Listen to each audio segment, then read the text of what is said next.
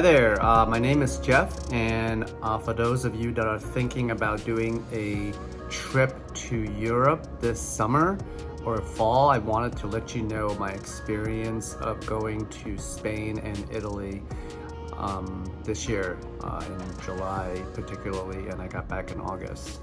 So in each of the legs of my trip, it was very stressful.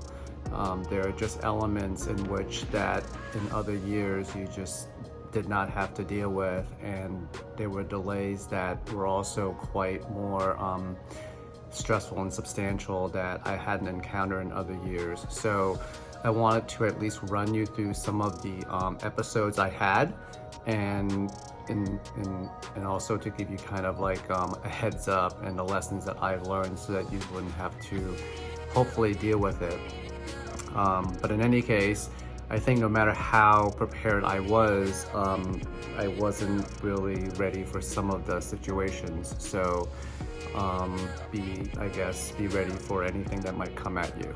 So my trip started in LAX, and my first leg was going from LA to Rome, and I was going to spend about 10 days in Tuscany. And I would just get to Rome and then drive up to Tuscany from there. And the second part of my trip, I was going to go from Tuscany or from Rome to Barcelona and then on to Girona, which is kind of like a medieval city. I'm mostly going to both of those places to do gravel biking. The cycling in both of those regions are fantastic. I mean, they're world-class level. So I mean, in terms of destination for doing that type of riding, it's definitely, I would definitely recommend it. And then obviously the third part was coming back from Barcelona back to LAX. So the first part, going from LA to Rome, my flight was going from LA to Denver, and then Denver to Frankfurt, and then Frankfurt to Rome. And right away, my flight from LAX to Denver was delayed 3 hours due to equipment.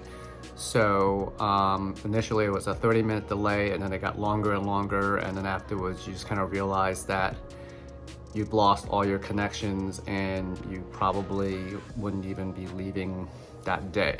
So it was, so right off the bat, no matter how many hours you get to the airport early, you are kind of thrusted into a situation where you kind of have to like rewrite or redo your whole entire outbound trip.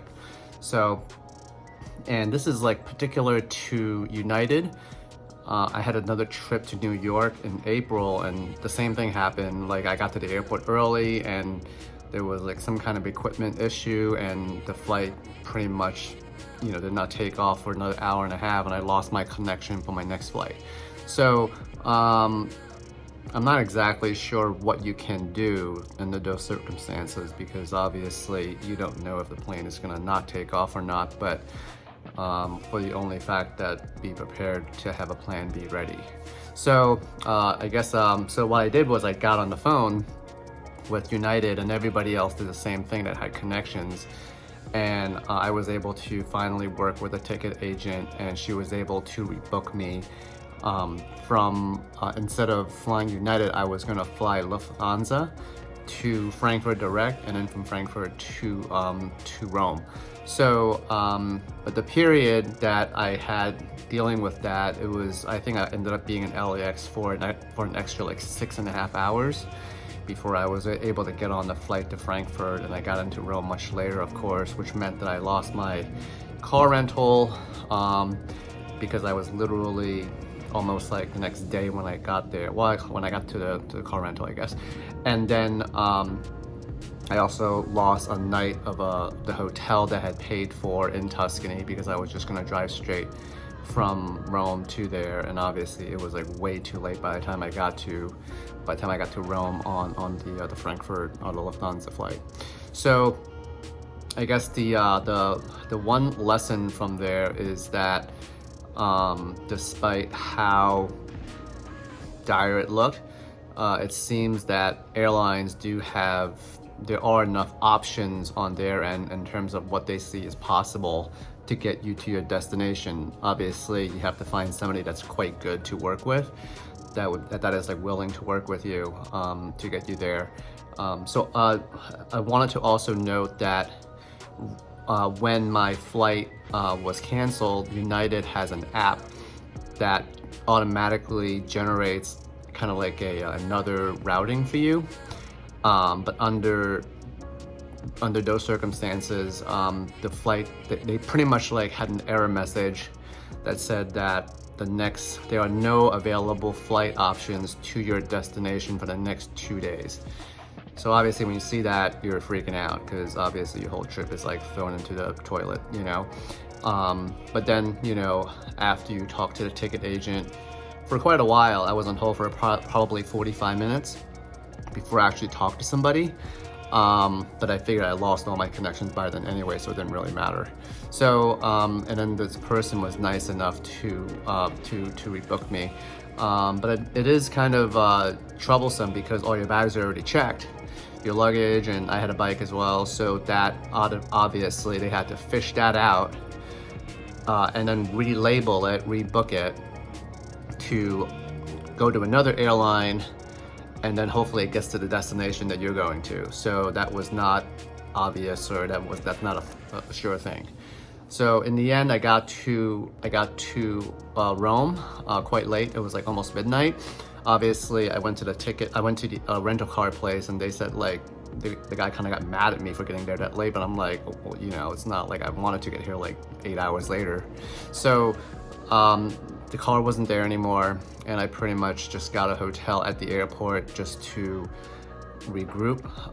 And the luggage that I had also was missing. So it turned out that the luggage was in Rome, but they kind of had to fish it out the back in the back room.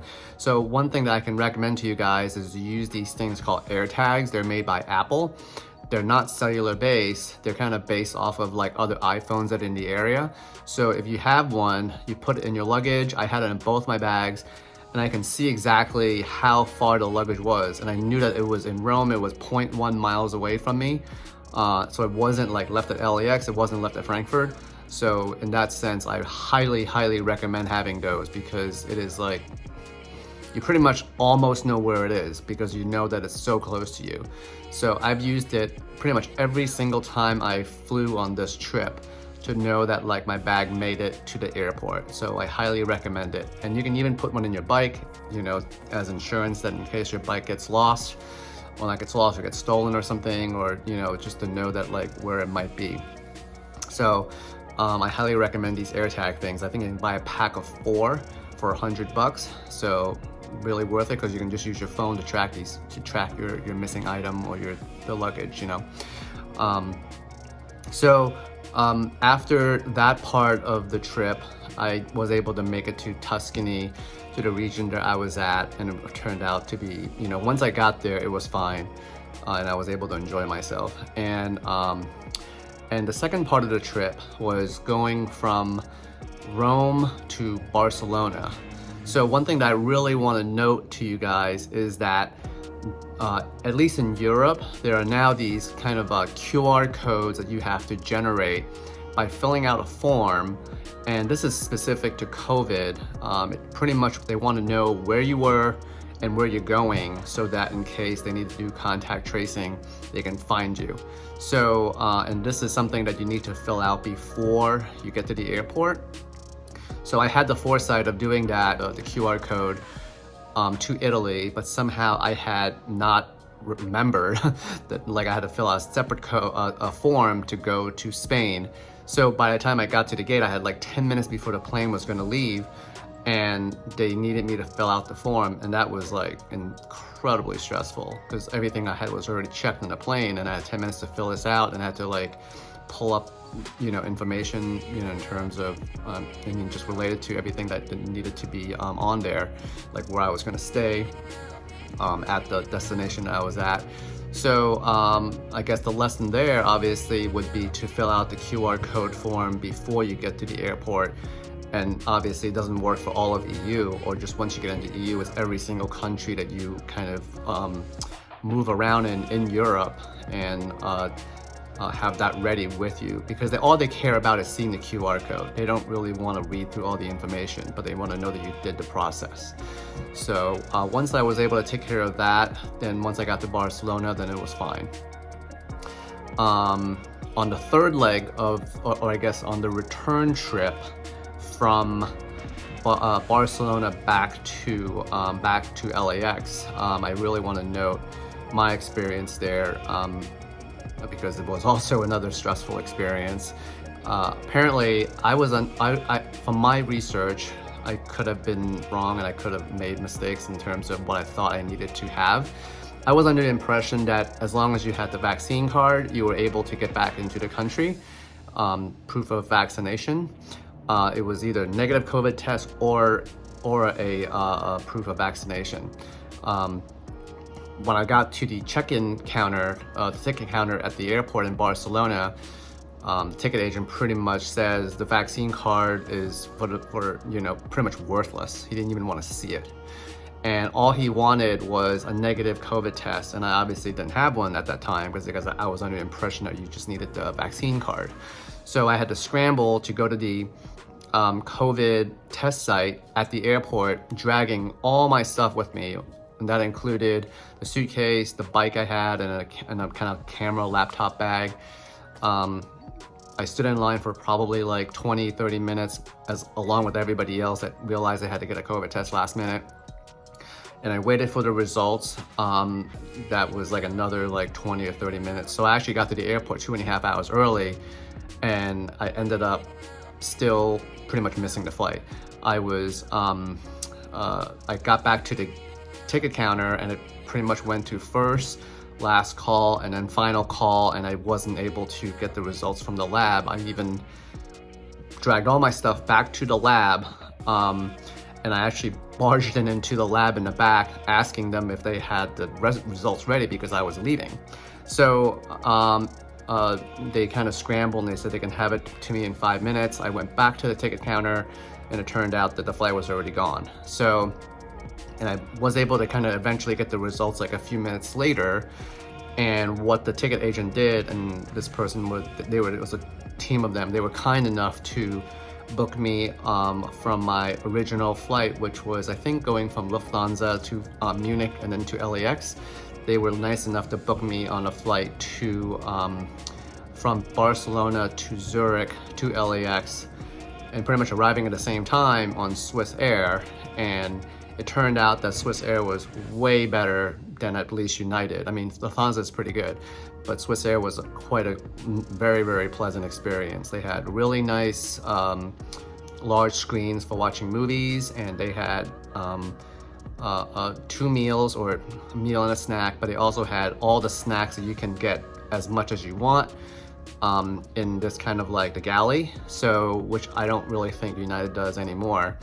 So in that sense, that was quite a pleasant experience, and that was a kind of a generous thing that guy did for me. So in 2 of the situations, I felt that if you get a nice ticket agent that is able to help you rebook a ticket or rebook a flight, you are able to find another way back to where you're going.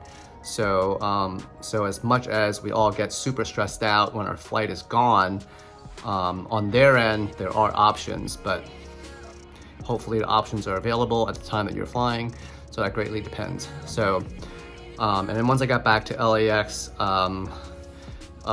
there was a little bit of a line to go through immigration or passport, but it was pretty okay after that. So in summary, I think I wanted to let you guys know some of the requirements, such as the QR code and also the negative COVID tests in terms of traveling to and back to Europe and back to the US. And it seems like because of the Delta variant and whatever variants that are going to come anytime soon in the next few months, it seems like a negative COVID test is probably the preferred thing to do, even if you have a vaccination card, just because of the fact that that's what they really care about the most. and you would have to get the COVID test coming back, like I think 48 hours, if not 72 hours. So even if you get a COVID test that's negative on your way out, you'll have to get another one before you come back. So just so you guys know that. I think I covered most of it. And also now car rentals tend to be quite a bit more expensive because of the fact that it's all COVID related supply chain, and cars just are pricier. Maybe the demand is higher and there's just not as enough supplies, I suppose. So that is something that you also want to plan for as if you're going to Europe as well. So I hope you guys have a good trip to Europe. Kind of be ready for things to go south, but also know that there are other options to get you to where you want to go, and sometimes even at the same time, because like on the LAX flight coming back to LAX, I got there at the same time as the Munich flight. So maybe I was just lucky in that instance, but it's possible. Okay, well, let me know if you guys have any questions. You guys can leave comments below and I'll try to answer them. Thank you. Bye.